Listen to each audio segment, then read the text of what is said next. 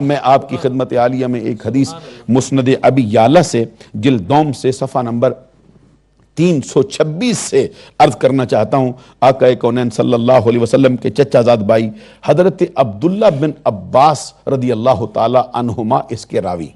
حضرت عبداللہ بن عباس رضی اللہ تعالی عنہ یہ نبی اکرم صلی اللہ علیہ وسلم کے چچا کے بیٹے اور اہل بیت کے فرد، ان کے والد محترم حضرت عباس بن عبد المطلب رضی اللہ تعالی عنہ ہیں۔ یہ حدیث جو میں ابھی سنانے لگا ہوں یہ مسند امام احمد بن حنبل جلد دوم صفحہ نمبر 210 پر ہے، جامع ترمذی میں جلد دوم صفحہ نمبر 219 پر ہے، اور دونوں مقامات پر اس کے راوی حضرت عباس بن عبد المطلب رضی اللہ تعالی عنہ۔ حضرت عباس جو نبی اکرم صلی اللہ علیہ وسلم کے چچا جان ہیں، کہتے ہیں میں آقا کونین صلی اللہ علیہ وسلم کی بارگاہ میں حاضر ہوا تھا اور میں نے جا کے عرض کیا یا رسول اللہ، خاندان قریش کا حال بڑا عجیب ہے، آپس میں ملیں بڑی محبت سے ملتے ہیں، آپس میں ملیں بڑی خوبصورت گفتگو کرتے ہیں، چہرے پہ ان کی مسکراہٹ طاری رہتی ہے، ان کے چہرے انار دانے بنے رہتے ہیں، ان کی گفتگو بڑی دلکش ہوتی ہے، ان کی گفتگو میں بڑی مٹھاس ہوتی ہے، بڑی ایک دوسرے کے ساتھ باہم شیر و شکر ہو کر باتیں کرتے ہیں، لیکن جب ہم خاندان بنو ہاشم سے ملتے ہیں ان کے وہ کھلے ہوئے چہرے بجھ جاتے ہیں، ان کی گفتگو میں وہ مٹھاس نہیں رہتی۔ کہتے ہیں میں نے جب عرض کیا تو نبی اکرم صلی اللہ علیہ وسلم کا حال کیا تھا؟ حدیث کے الفاظ ہیں فغضب النبی صلی اللہ علیہ وسلم غضبا شدیدا قال والذی نفس محمد بیدہ لا يدخل قلب رجل الایمان حتی یحبکم للہ ولرسولہ ولقرابتہ، او کما قال النبی صلی اللہ علیہ وسلم۔ آقا کونین صلی اللہ علیہ وسلم کے چچا جان حضرت عباس کہتے ہیں جب میں نے بارگاہ رسالت میں یہ بات عرض کی، نبی اکرم صلی اللہ علیہ وسلم انتہائی جلال کی کیفیت میں آ گئے اور انتہائی سخت غصے کی حالت میں سرکار نے فرمایا اس ذات کی قسم جس کے قبضہ قدرت میں محمد کی جان ہے، کسی کے دل میں اس وقت تک ایمان داخل نہیں ہو سکتا جب تک کہ اللہ کے لیے، جب تک کہ اللہ کے رسول کے لیے، جب تک کہ میری رشتہ داری کے لیے، جب تک کہ میری قرابت داری کے لیے تم سے ٹوٹ ٹوٹ کر محبت کرنا نہ شروع کر دو۔ معلوم ہو بھئی جب تک اہل بیت اطہار سے محبت نہ ہو کسی بندے کے دل میں ایمان کا داخلہ ممکن نہیں۔ اور اس موقع پر میں ایک اور حدیث عرض کر دینا چاہتا ہوں، یہ حدیث مجمع الزوائد میں جلد اول میں صفحہ نمبر 88 پر حضرت عبد الرحمن بن ابی لیلہ کی روایت سے موجود ہے۔ آقا کونین صلی اللہ علیہ وسلم نے فرمایا لا یؤمن عبد حتی اکون احب الیہ من نفسہ واہلی احب الیہ من اہلہ وذاتی احب الیہ من ذاتہ وعطرتی احب الیہ من عطرتہ، او کما قال النبی صلی اللہ علیہ وسلم۔ اس حدیث کا مطلب یہ ہے، حضور نبی اکرم صلی اللہ علیہ وسلم فرماتے ہیں کوئی بندہ اس وقت تک ایماندار نہیں کہلا سکتا جب تک کہ میں اسے اس کی جان سے بھی پیارا نہ ہو جاؤں، جب تک کہ میرے گھر والے اسے اپنے گھر والوں سے پیارے نہ ہو جائیں، اور جب تک کہ میری ذات اسے اپنی ذات سے پیاری نہ ہو جائے، جب تک کہ میرے اہل بیت اسے اپنے اہل بیت سے پیارے نہ ہو جائیں، بندہ ایماندار کہلانے کا حقدار نہیں ہو سکتا۔ امام محمد بن ادریس شافعی رحمت اللہ علیہ اہل سنت کے ایک نامور امام ہیں، انہوں نے اہل بیت اطہار کو مخاطب کر کے یہ بات کہی ہے یا اہل بیت رسول اللہ حبکم فرد من اللہ فی القرآن انزلہ، اے اہل بیت رسول تمہاری محبت اللہ تبارک و تعالیٰ نے اپنی پاکیزہ کتاب قرآن مجید میں ہم مسلمانوں پر، ہم اہل ایمان پر فرض کے طور پر نازل فرمائی۔ اسے آپ اندازہ لگا سکتے جن کی محبت قرآن میں اہل ایمان پر فرض قرار دی گئی ہے وہ اہل بیت اطہار۔ اور اس موقع پر میں ایک اور حدیث ضرور سنا دینا چاہتا ہوں، یہ سنن دار قطنی میں جلد اول میں صفحہ نمبر 355 پر حضرت ابو مسعود انصاری رضی اللہ تعالیٰ عنہ کی روایت سے موجود ہے۔ آقا کونین صلی اللہ علیہ وسلم نے فرمایا من صلی صلاۃ ولم یصلی فیہا علی وعلی اہل بیتی لم تقبل منہ، او کما قال النبی صلی اللہ علیہ وسلم۔ اس حدیث کا مطلب یہ ہے نبی اکرم صلی اللہ علیہ وسلم فرماتے ہیں جو شخص نماز پڑھے اور نماز میں مجھ پر درود نہ پڑھے، اور نہ صرف مجھ پر بلکہ میرے ساتھ میرے اہل بیت پر درود نہ پڑھے، اس کی نماز شرف قبولیت کو پہنچنے والی نہیں۔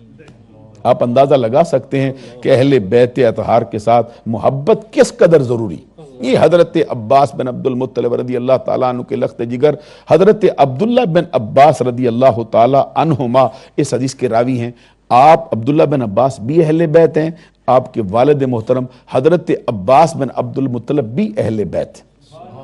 اس بات میں کوئی شک نہیں کہ حسنین کریمین رضی اللہ تعالی عنہما اور ملکہ فردوس بری، نور چشم رحمت للعالمین، ہمارے آقا کے جگر کا ٹکڑا، عصمت کا در نہاں، عفت کا گنج گراں، شہزادی کون و مقام، سیدۃ نساء اہل الجنہ، سیدۃ نساء العالمین، حضرت فاطمۃ الزہرا رضی اللہ تعالی عنہا، اور پھر خود ان کے فاطمہ کے سر کے تاج حضرت علی المرتضی شیر خدا رضی اللہ تعالی عنہ، ان کے مرتبے بے شک بلند و بالا، بلا شبہ ان کے مرتبے اونچے ہیں۔ ان کا معاملہ اہل بیت اطہار میں خود آقا کونین صلی اللہ علیہ وسلم کی ذات اقدس نے متعدد مرتبہ بیان فرمایا، لیکن یہاں یہ بتانا چاہتا ہوں کہ اہل سنت کے ہاں 5 خاندان ہیں جن پر زکوٰۃ حرام ہے، جن پر صدقات واجبہ حرام ہے، جو آل محمد ہیں، جو اہل بیت اطہار ہیں۔ ان میں سے ایک خاندان حضرت عباس بن عبد المطلب رضی اللہ تعالی عنہ کا بھی ہے۔ آپ پر بھی زکوٰۃ حرام ہے، آپ کی ساری اولاد پر بھی زکوٰۃ حرام ہے۔ میں جو بات عرض کر رہا تھا، حضرت عبداللہ بن عباس رضی اللہ تعالی عنہ اس کے راوی کہتے ہیں آقا کونین صلی اللہ علیہ وسلم سے پوچھا گیا ایّ جلسائنا خیرن، آقا بتائیے ہمارے لیے سب سے بہترین ہمارا ہم نشین کون ہے، کون سا بندہ ہے جس کی صحبت میں ہم جا کے بیٹھیں ہمارے لیے بہتر۔ اس کے جواب میں نبی اکرم صلی اللہ علیہ وسلم نے 3 باتیں ارشاد فرمائی۔ پہلی بات فرمائی من ذکرکم اللہ رؤیتہ وزاد فی علمکم منطقہ وذکرکم بالآخرۃ عملہ، اور کما قال النبی صلی اللہ علیہ وسلم، آقا کونین صلی اللہ علیہ وسلم نے فرمایا اے سوال کرنے والے شخص، اس کی صحبت میں بیٹھ جس کا چہرہ دیکھ کر تجھے خدا کی یاد آ جائے۔ اللہ معلوم ہوا کہ کچھ چہرے اللہ کے برگزیدہ بندوں کے ایسے بھی ہیں، ان کے دیکھو تو خدا یاد آ جاتا، اور خدا کا کونین صلی اللہ علیہ وسلم کا فرمان ہے کہ ان کی صحبت میں بیٹھ جن کا چہرہ دیکھنے سے تمہیں خدا کی یاد آئے۔ دوسری بات فرمائی کہ اس شخص کی صحبت میں بیٹھ جس کی گفتگو تیرے علم میں اضافہ کر دے۔ معلوم ہوا کہ علماء ربانیین جن کی گفتگو بندے کے علم میں اضافہ کرتی ہے، ان کی صحبت میں بیٹھنے کا حکم خدا کا کونین صلی اللہ علیہ وسلم نے دے دیا۔ تیسری بات ارشاد فرمائی وَذَكَّرَكُمْ بِالْآخِرَةِ عَمَلُهُ، اس کی صحبت میں بیٹھ جس کا عمل دیکھ کر تمہیں آخرت کی یاد آ جائے۔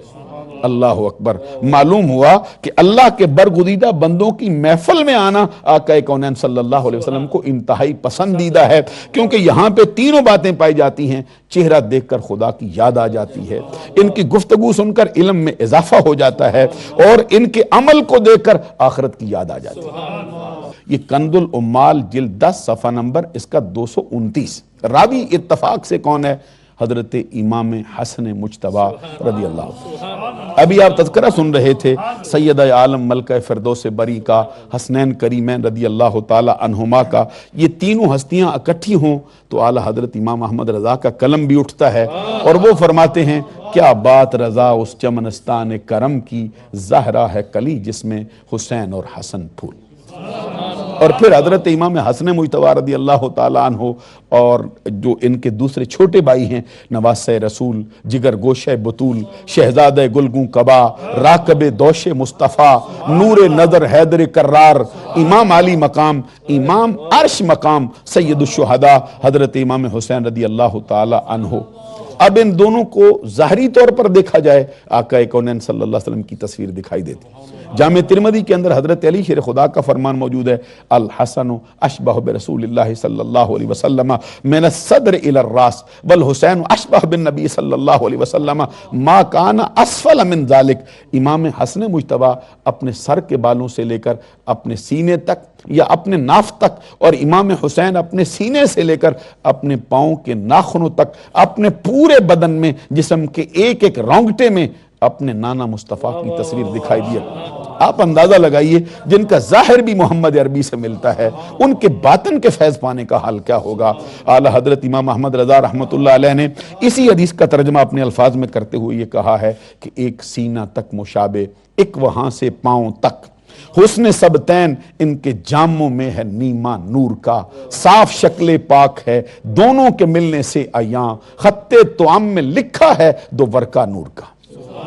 اور اسی سے آگے پھر قلم توڑ کے رکھ گئے اور فرما دیا تیری نسل پاک میں ہے بچہ بچہ نور کا، تو ہے عین نور تیرا سب گرانہ نور کا۔ اس موقع پر میں یہ بات عرض کرنا چاہتا ہوں کہ بعض لوگ یہ اعلان کرتے ہیں اور راگ بھی الاپتے رہتے ہیں کہ جی ہمارا ذوق اور ہے، ہمارا عقیدہ اور ہے، شعر پڑھے تو کہتے ہیں یہ ہمارا ذوق ہے، اور کوئی مسئلہ بیان کرے تو کہتے ہیں یہ ہمارا عقیدہ ہے۔ یہاں میں برملا ان پر تو کسی قسم کا کوئی اعتراض نہیں، ان کی بات وہ جانے۔ میں یہاں امام احمد رضا کی بات عرض کرنا چاہتا ہوں کہ وہ امام وہ نہیں کہ جن کا ذوق اور ہو اور عقیدہ اور ہو، بلکہ ان کا ذوق بھی وہی ہے جو ان کا عقیدہ ہے، اور جو ان کا عقیدہ ہے وہی ان کا ذوق ہے، جو ان کے دل میں ہے وہی ان کی زبان پر ہے، جو ان کی زبان پر ہے وہی ان کے دل میں ہے۔ اعلیٰ حضرت امام احمد رضا رحمۃ اللہ علیہ زبان پر وہی بات لاتے ہیں جو ان کے دل میں ہے، اور ہم زمانے کو ببانگ دہل یہ بتا دینا چاہتے ہیں امام احمد رضا کے ماننے والوں کا بھی یہی حال ہے کہ جو دل میں ہے وہی زبان پر ہے،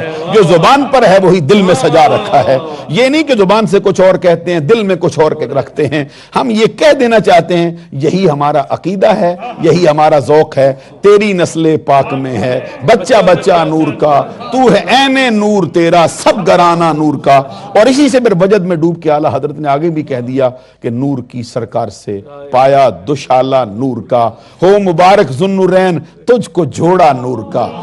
اور آگے پھر سرکار کی اپنی سرکار کی سیرت پر، سرکار کی صورت پر بھی کلام کر گئے اور فرمایا کاف گیسو ہا دہن یا ابرو آنکھیں عین سواد، کاف ہا یا عین سواد ان کا ہے چہرہ نور کا، شمع دل مشکات تن سینہ زجاجہ نور کا، تیری صورت کے لیے آیا ہے سورہ نور کا۔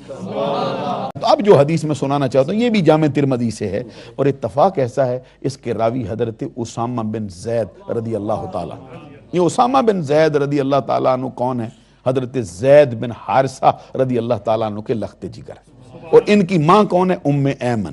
ام ایمن وہ خاتون ہے کہ جب حضور نبی اکرم صلی اللہ علیہ وسلم کی والدہ محترمہ حضرت آمنہ رضی اللہ تعالیٰ عنہ حضور نبی اکرم صلی اللہ علیہ وسلم کے والد محترم کی قبر کی زیارت کر کے واپس لوٹ رہی تھی تو ابوا کے مقام پر انہوں نے اس جہان فانی کو چھوڑ دیا تھا، اور اپنے لال کو جس کے سپرد کیا وہ ام ایمن۔ تو نبی اکرم صلی اللہ علیہ وسلم کو 4 سال کی عمر تھی سرکار کی، آپ کو اٹھا کے لائی، اور زید بن حارثہ وہ جو نبی اکرم صلی اللہ علیہ وسلم کے غلام ہیں۔ آپ دیکھیے زید کا بیٹا، اور زید وہ ہیں جن کا اسم گرامی قرآن مجید میں آیا فَلَمَّا قَضَى زَيْدٌ مِّنْهَا وَطَرًا۔ 1,24,000 کے قریب آقا کونین صلی اللہ علیہ وسلم کے صحابہ ہیں، ان میں سے صرف ایک بندے کا نام آیا ہے